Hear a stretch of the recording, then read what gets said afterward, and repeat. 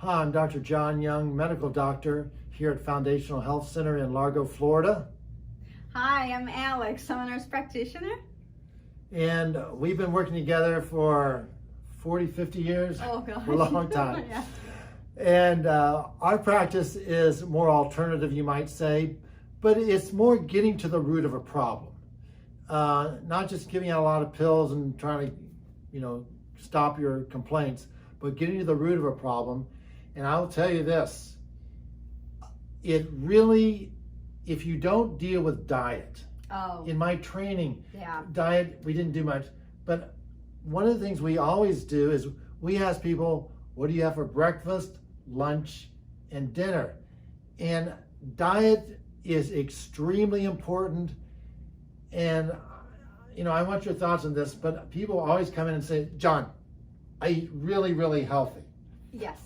Like for breakfast, I'll have steel organic ground oatmeal. Yeah.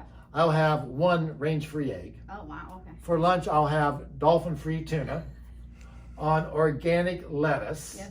And for dinner, I'll have some range-free chicken and some organic asparagus. And maybe for dessert, I'll have a piece of dark chocolate. Oh, wow. That sounds like a great diet. Well, then what am I supposed to say when they tell me they have diabetes? Yes. And they have a belly that's out to here. Yes. Then you know something's off and something's wrong. And that's where the question comes in.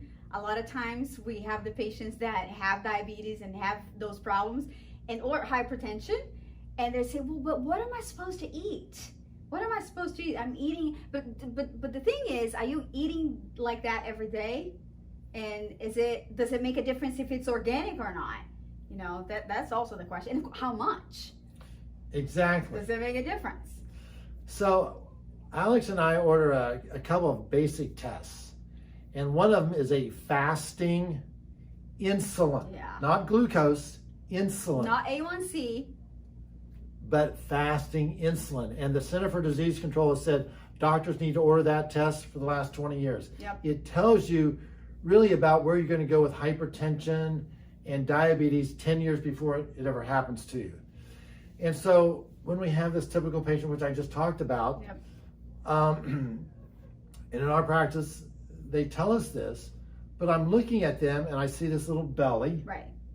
And I see, you start some blood pressure medicines. Right.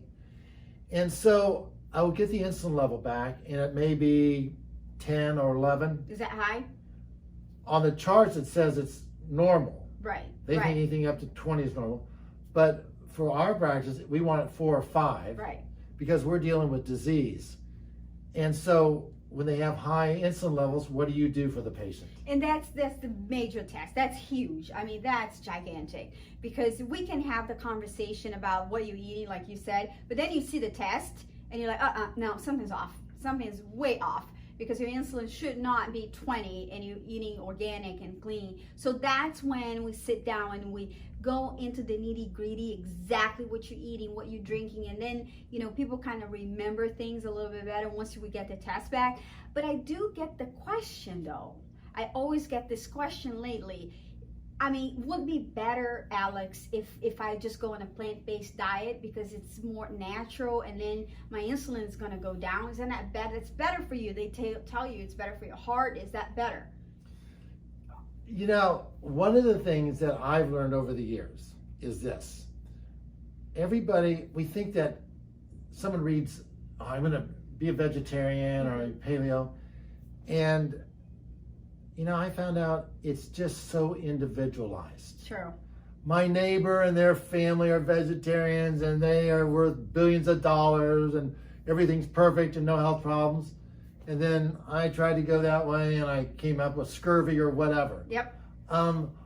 You deal a lot with this. Yes.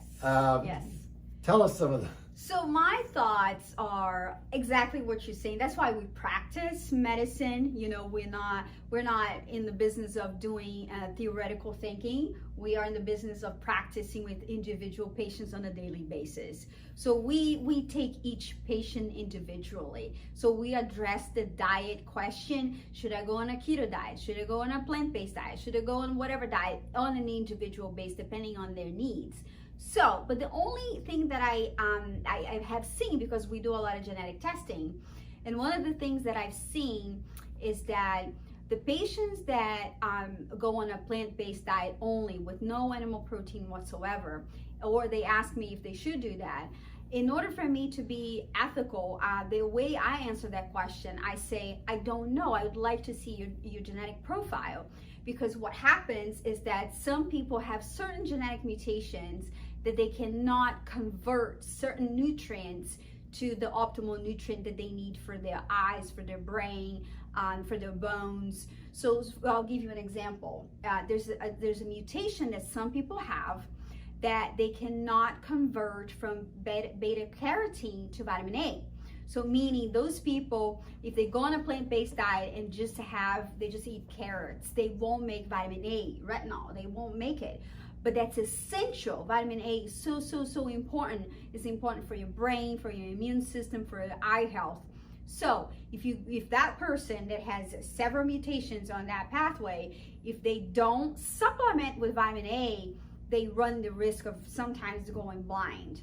So it can be tricky. Now, vitamin A, it's one of the vitamins that not a lot of people recommend. Not a lot of doctors will recommend that. But a very common one is B12. And some patients on a plant-based diet, they won't be able to have an optimal level of vitamin B12.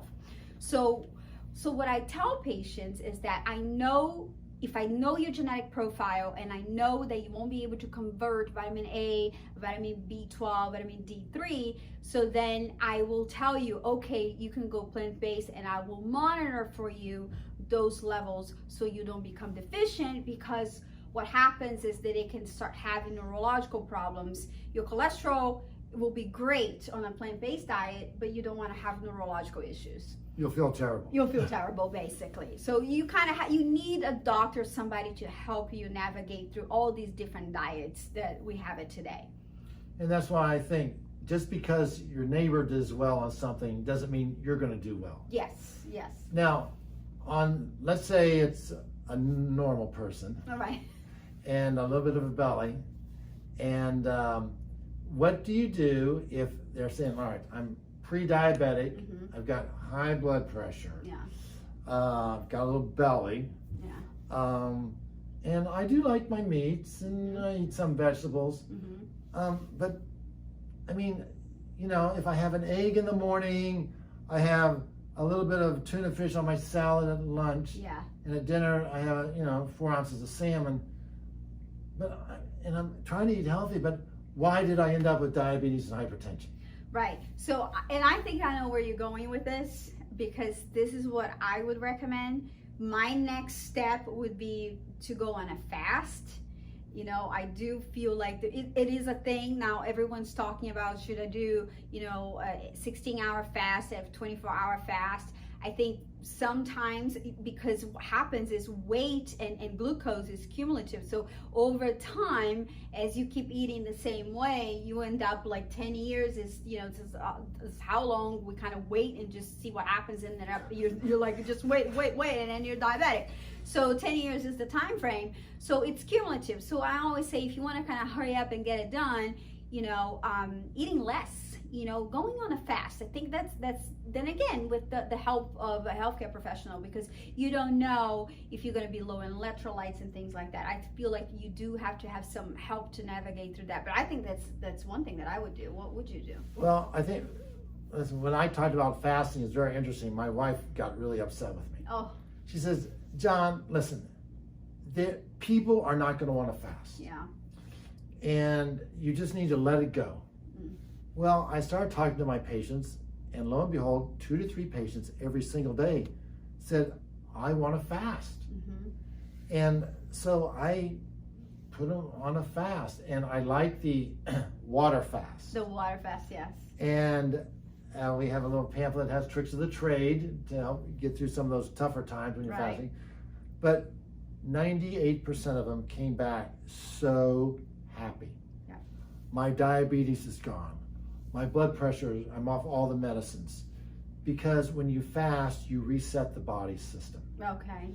Now, I did have a guy Mm-hmm. that he fasted for 2 weeks. Wow. And he told me, I got down, the belly was gone, Yeah. feeling great. And then I said, but I'm looking at you now and you're What? actually wearing bigger clothes. Well, yeah, I fasted and then I just went back to eating like I always do. Yeah, that can happen. And the thing that we want to say is this, that whether you fast or not, one of the things that we've really pushed in our practice is if you look at the textbooks of physiology, you need 1 gram of protein for every 2.2 pounds of body weight. Yep. And so when I get these 200-pound guys and they're living off oatmeal and toast, and then for lunch, just grab a hamburger, and for dinner, maybe have an 8-ounce steak and vegetables, and then an ice cream snack later on, they aren't getting the protein. They're not getting the protein. And a quick rule of thumb is this: take your weight, divide by 2.2, and that's about how many grams of protein you need a day. I never go over 100 grams of protein a day with any of my patients. If you weighed 500 pounds, I'd say 100 grams. And then 1 egg is 8 grams of protein. Yep. 4 ounces of fish, chicken, beef, pork, whatever, is 15 grams. Yeah. So 8 ounces is 30 grams. And that's the most you can absorb at one time. Eating a 48-ounce steak, you can only absorb 30 grams of protein. And the interesting thing about that is that those foods will not raise your insulin. Correct. But if I have oatmeal, then you're going to have Right. a rise in insulin. And higher your insulin goes and stays, that's when you hold on to fat. So basically the insulin hormone just keeps putting fat away in your belly and it keeps you hungry. So the benefit of eating the protein or doing the fast is that you always keep your insulin levels low, so you're not overeating, and you're also giving nutrition to your muscles, because protein is how you build your DNA. Right, and your immune system is made out of protein. Right. So when insulin goes up, you know you're taking in too many carbohydrates. And a little trick of the trade is 4 carbs equal 1 teaspoon of sugar. Okay. As someone brought me in some organic yogurt, all natural, this is it, Yeah. and it had in that little 4 ounces 35 carbs. That's a lot. Let's see, that's about 9 teaspoons of sugar in that little container. It's a lot of sugar. So, we have our patients make sure that they get enough protein when they go back to eating normally and they're not fasting, whatever, Right. so that they can make their immune system. Right. They keep the insulin low. Yeah. When people tell me they get these hypoglycemic episodes, it's really because they have high insulin. They really lose That control. was going to be my next question, because I do have a patient that her blood work showed up with the blood sugar glucose, fasting glucose of 60. And she was telling me how she has these blood sugar spells where it goes so low and she needs to drink some orange juice and do something and she's never been able to fix that. Like, how do you fix that? Then that's where I would give them more protein. Yep. And because you reset an insulin receptor with protein. Okay. Yep.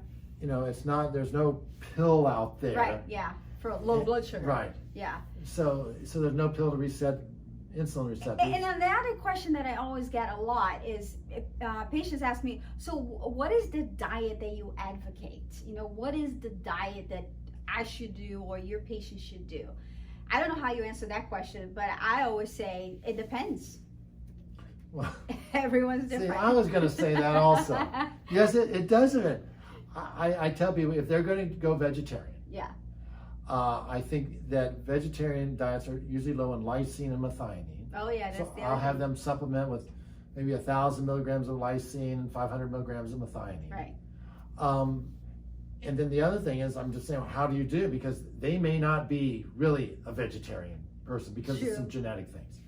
But for most of them, I tell them, just get the protein up. Yeah, that's so important. And when you do that, it covers a multitude of sins. Yeah. You automatically reduce your carbohydrate intake.